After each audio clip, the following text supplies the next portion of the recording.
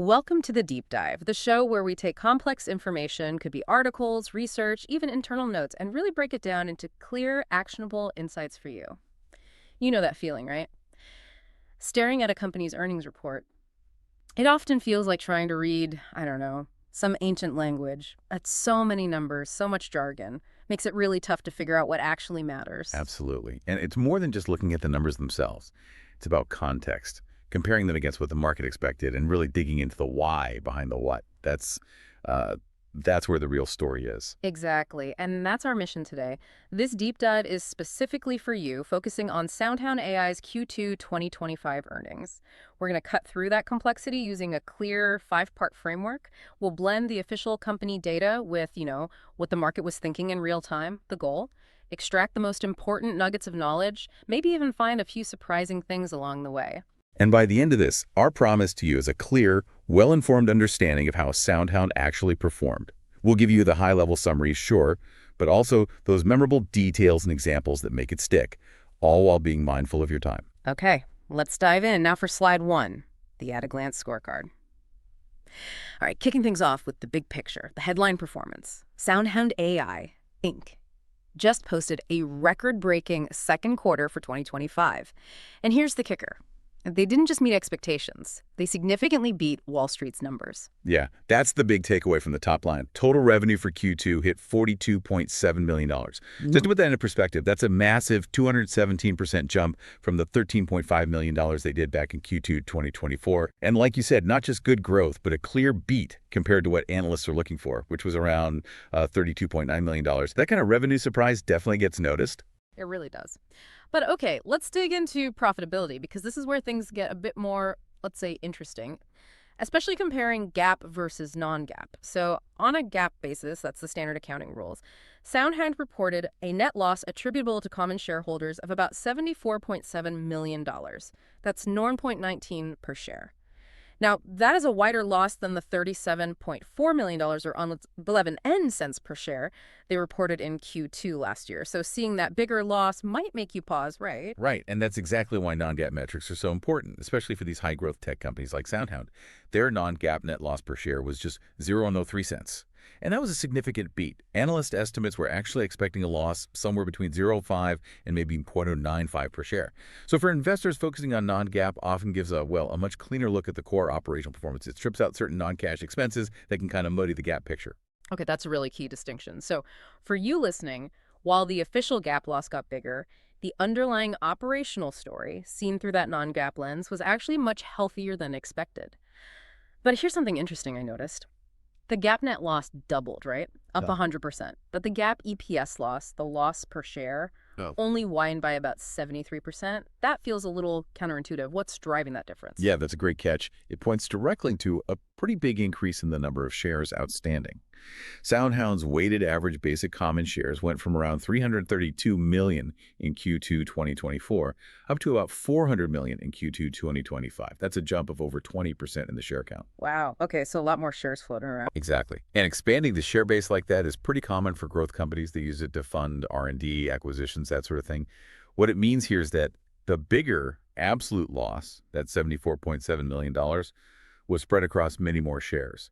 So it lessens the negative impact when you look at it per share. For your analysis, it just underscores why you always need to look at both the per share numbers and the absolute change in net income plus that share count. Get the whole story. Got it. More pieces of the pie changes the size of each slice. Moving to slide 2, the engine of profitability. Okay, so we've got the huge revenue win established, but let's go deeper into the engine room, profitability. Like you said, this often tells a more complex story. In SoundHound's case, it seems like a story of aggressive growth, fueled by acquisitions. That's a good way to put it. If you look at the GAAP gross margin, you see a noticeable drop. It went from 63% in Q2 last year down to 39% this quarter. But switch over to the non-GAAP gross margin, and the decline is more moderate from about 66.5% down to 58.4%. Okay, still a decline either way, but less steep on a non-GAAP basis. What's causing that? Is it like, are they having trouble with pricing or is something else going on? It doesn't necessarily seem to be about pricing power weakening. A really big driver here is the accounting impact from recent acquisitions. Specifically, something called amortization of intangible assets. That's a non-cash charge related to the value of tech they acquired. That charge jumped more than 10 times, went from about $0.4 million to over $4 million year over year. And SoundHound CEO, Kiran Mohajer, he actually pointed to previous strategic moves and 2024 acquisitions as key to their success. So that strongly suggests this margin pressure is more of a temporary thing from integrating those new businesses, Yeah. not a core problem. Right, that makes sense. It's the cost of growth showing up in the accounting, not necessarily a sign the underlying business is less efficient. Now, let's bridge that gap to non-GAAP gap again. We had that big gap loss, $74.7 million, versus the non-GAAP loss of around $11.9 million. Huge difference. What are the main things being adjusted out to get from GAAP to non-GAAP? Yeah, there are a few major ones that really explain that difference. The biggest adjustment is about $23.8 million for stock-based compensation. That's, paying employees with stock instead of cash, non-cash expense. Then there's a really interesting one, $31.4 million for a change in fair value of contingent acquisition liabilities, also non-cash. And finally, about $7.8 million for depreciation and amortization, again, non-cash, just accounting for wear and tear on assets and that acquired tech. There's some smaller bits too, but those are the big ones. Okay, hold on. That change in fair value of contingent acquisition liabilities, $31.4 million. That one really stands out. What exactly is that? Because this is where it gets kind of fascinating, almost paradoxical, isn't it? It absolutely is paradoxical. And it's a perfect example of how accounting can sometimes show a loss when the reality is actually quite positive. See, this $31.4 million charge is a non-cash loss. It happens when the estimated future cost of shares they might have to issue for an acquisition gets marked to market. Basically, SoundHound might owe more shares later for a company they bought based on hitting certain goals. If SoundHound's own stock price goes up during the quarter, Okay. then the potential future cost of paying out those acquisition shares goes up too, in accounting terms, because each share is now worth more. Wait, so let me get this straight. A huge chunk of their reported GAAP loss is happening because their stock price went up during the quarter. That's exactly it. It's directly linked to the stock performing well, showing positive market momentum. So it helps you understand how sometimes these reported losses can actually signal underlying strength, not weakness. It's an accounting thing tied to a rising stock, not actual cash going out the door. Really makes you look beyond just the headline loss figure. Next up, slide 3. The engine room business segment performance. All right, so SoundHound doesn't give us detailed numbers for each business segment, but their business highlights section paints a really positive picture qualitatively. Seems like broad-based strength. This kind of backs up the CEO's claim about having a repeatable success formula. So where are they seeing the biggest wins? Yeah, the narrative suggests they're firing on all cylinders, which is great to see. In restaurants, they called it a breakthrough quarter. They landed new customers like Red Lobster, Peter Piper Pizzas, but also, importantly, expanded with existing big names, Chipotle, Firehouse Subs, Casey's. And critically, they showed they can upsell, adding their smart answering product at Red Robin and cross-sell, bringing the Amelia platform to another major client. That's that classic land and expand model you see with successful enterprise software firms. It shows their tech scales and solves real problems for these big chains. Yeah, landing those big names and then growing within them is huge. What about automotive? That's a massive area for voice AI. Huge strategic win there. They secured a significant new win in China to put their voice assistant into cars from a major manufacturer, cars that will be sold in China and globally. This isn't just more volume, it means expanding their global reach and developing multiple new languages, which really shows off the power and flexibility of their AI. Plus, they're expanding with KIA over in India and rolling out their newer LLM-enhanced chat AI in North America across 3 big brands. So winning new deals and deepening existing ones. Expanding globally and pushing the tech forward, impressive. What about other areas like enterprise verticals, finance, healthcare, retail? That's where you really see the diversification. In financial services, they already have 7 of the world's top 10 banks as customers. And this quarter, they renewed or upsold with 4 of them. That shows stickiness, deep entrenchment in a really demanding industry. They also added new clients in healthcare primary health solutions, Alina Health, and picked up new customers in retail too. It just shows their AI isn't just for cars or restaurants, it's got broad appeal. Okay, so direct sales looks strong across the board.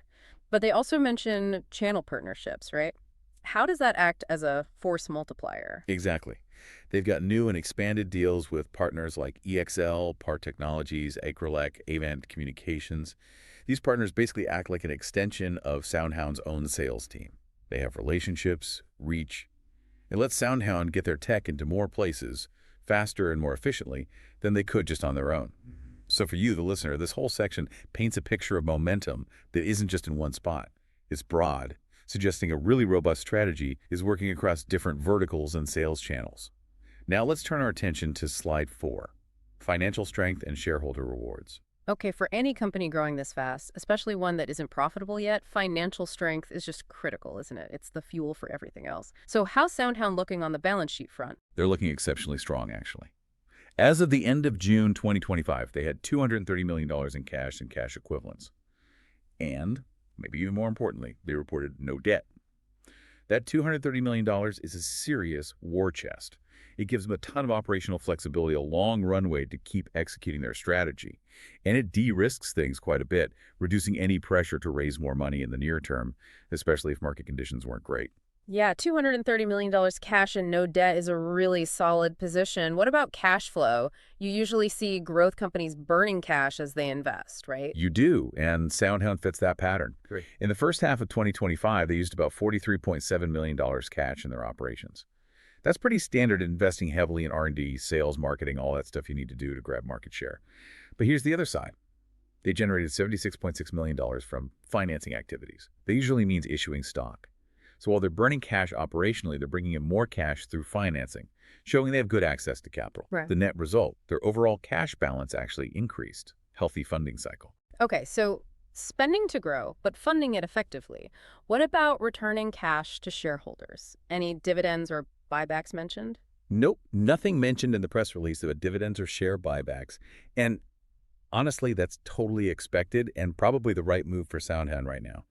At this stage, every single dollar they have is likely better off being reinvested back into the business, into innovation, market expansion, especially in a super fast-moving field like conversational AI. Starting dividends or buybacks would kind of signal that the hyper-growth phase is maybe slowing down, and that's clearly not the message they want to send. Right. So for you listening, the lack of dividends isn't a negative here. It actually tells you management sees huge opportunities ahead and believes the best return comes from plowing that money back into growth. It's a sign of confidence in their own future, isn't it? Finally, we arrive at slide 5, the road ahead management's outlook and key takeaways. All right, we've hit the impressive numbers, the strategic wins, the strong balance sheet. What's the feeling from management themselves? What's their outlook? How confident are they sounding? Oh, the tone was unequivocally positive. You could almost say celebratory. CEO Kivano Hagayers called Q2 their strongest ever quarter, saying their previous strategic moves delivered high-impact results. He stressed growth across every business unit. And the CFO, Nitesh Sharan, chimed in saying the results showed their earlier investments began showing outsized returns. Pretty strong language from the top. And they didn't just talk the talk, did they? They backed it up by actually raising their guidance for the full year. That always speaks volumes. Absolutely. Actions speak louder than words, right? Yeah.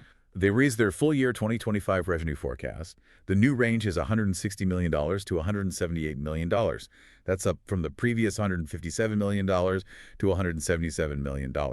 It might seem like a small bump at the midpoint, but raising guidance at all after such a strong quarter signals real confidence in the business pipeline for the rest of the year.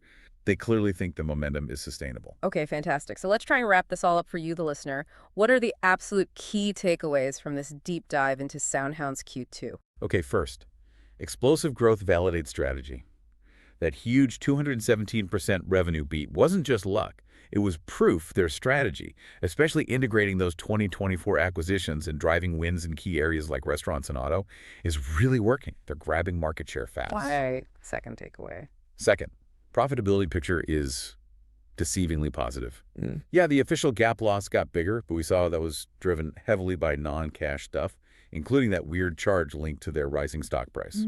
The underlying operational loss, the non-GAAP one, actually got smaller, shows the outlook under the hood. Third, a fortress balance sheet provides a long runway. That $230 million in cash and zero debt, that gives them serious financial muscle and flexibility to keep growing aggressively without worrying about immediate funding needs. Huge advantage. Makes sense. And fourth. And fourth, raise guidance signals confidence.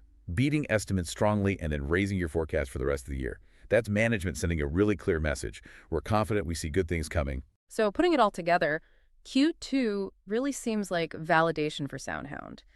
The huge revenue showed their repeatable success formula is delivering.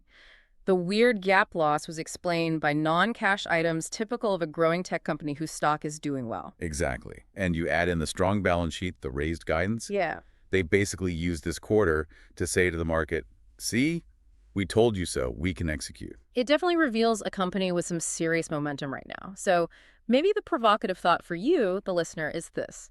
How does SoundHound keep this explosive growth going in such a fast-changing AI world? What's the next big strategic move we should be watching for to see if they can maintain this lead? Yeah, and hopefully by using a framework like this to analyze earnings, you can consistently get beyond just the headlines. Understand the real performance drivers, the financial health, what management is thinking. It's a process you can use again and again. Well, we hope this deep dive gave you a much clearer picture of SoundHound AI Inc. and maybe some tools to tackle complex earnings reports yourself. Just a reminder, this report is for informational purposes only. It is not financial, investment, legal, or tax advice. Always do your own research and consult with qualified professionals before making any investment decisions. This report was generated by AI, integrating the company's official press release with public market data. Please independently verify all information. Like and subscribe to StockAnalytics.ai YouTube channel. Members get access to our growing library of all S&P 500 stocks and get priority requests for company deep dives.